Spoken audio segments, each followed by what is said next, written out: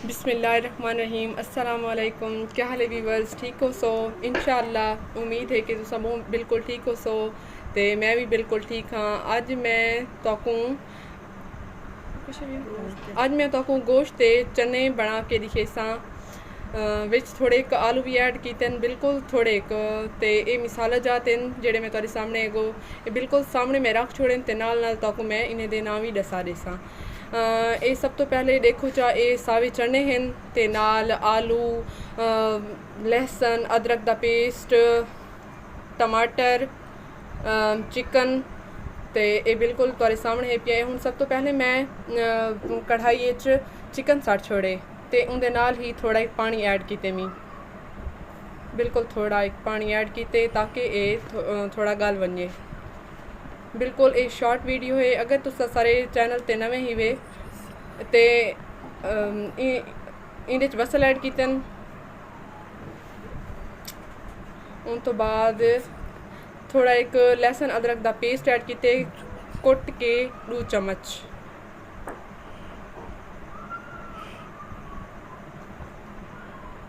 बाद टमाटर ऐड कीते न, पेस्ट बनाई इन्हें दा ताकि सही बिल्कुल मिसाला बने, मैश थी वने। ये सूखा धनिया है, ये लाल मिर्च 1 चम्मच, नमक 1 चम्मच,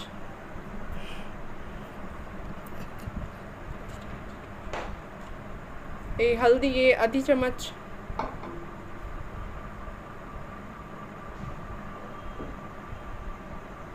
ये हुण चमचा हलाए ताकि सब चीज़ा मिक्स थी वजन ते उतो असां ढक्कन बंद कर देसूँ ताकि सारी चीज़ा मिक्स थी वजन ते गल ही आवन।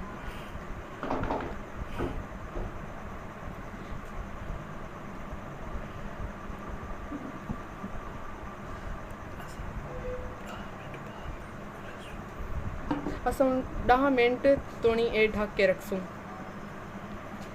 चलो जी 10 मिनट पूरे थी गए, हम देखसूँ। बस ख्याल रखे कि इडो इडो कढ़ाई चो लगे ना, बिल्कुल ध्यान नाल सब चीज़ मिक्स करके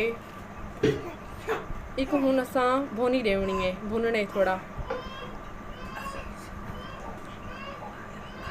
ये हुण मैं ऑयल ऐड करे सां इहदे विच 2 चम्मच। चाहे तो तुसा घी भी ऐड कर सकते वे पर मैं ऑयल ऐड कीता। 2 चम्मच जेड़े पकावन वाला वड्डा चम्मच होंदे वो हो। ये देखो सारे सालन दा कलर कितना सोहना थी है, माशाअल्लाह कितनी प्यारी खुशबू आंदी पई है माशाअल्लाह। जेड़ी तुसा घर पकेसो तो ताकू ज़्यादा अंदाज़ा थी कि कितनी आसान रेसिपी है। ये मैं विच आलू ऐड कीते, इतने ज़्यादा ऐड कोई नहीं कीते, बस थोड़ा एक आधा आलू है बस। ये हुण गरम मसाला ऐड कीते,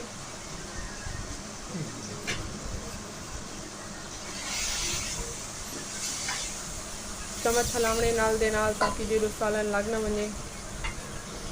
ये हुण मैं सावे चने ऐड करे सां, इको पहले चॉप कीते मी, कुटिया कोई नहीं क्योंकि ज़्यादा लगन पै वेंदन, आटा बन वेंदे बिल्कुल, इहदे नाल ज़्यादा लजीज सालन बनदे दानेदार। ये हुण मैं थोड़ा एक पानी ऐड कीते ताकि चने गल वजन। बस इतना ज़्यादा पानी नहीं ऐड करना, थोड़ा एक ऐड करने क्योंकि सारा चिकन पहले ही थोड़ा गलिया होया है तो बस चने ऐड कर छोड़।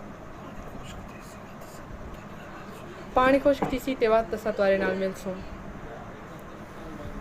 ये देखो हुण पानी थोड़ा एक बिल्कुल रह गए, चने भी गल गए बिल्कुल। हुण असां गार्निश वास्ते उत्ते सावे धाणे सट छोड़न, सावे मिर्चां सट छोड़न। माशाअल्लाह ज़बरदस्त सालन बनता पे। तुस अपने घर पकेसो तो इंशाल्लाह तक भी ये रेसिपी बहुत आसान लगसी ते